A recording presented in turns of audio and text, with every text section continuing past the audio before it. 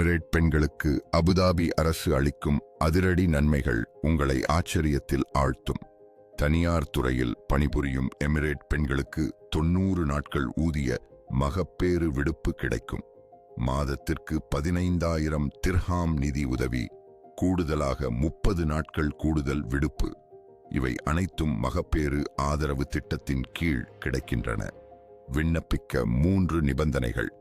தாய் மற்றும் கணவர் இருவரும் அபுதாபி குடும்ப புத்தகம் வைத்திருக்க வேண்டும். தனியார் துறையில் பணிபுரிய வேண்டும். புதிதாக பிறந்த குழந்தைக்கு எமிரேட்ஸ் ஐடி இருக்க வேண்டும். முதல் முறையாக தாய்மையை அனுபவிக்கும் பெண்களுக்கு வீட்டு வருகை சேவையும் உண்டு.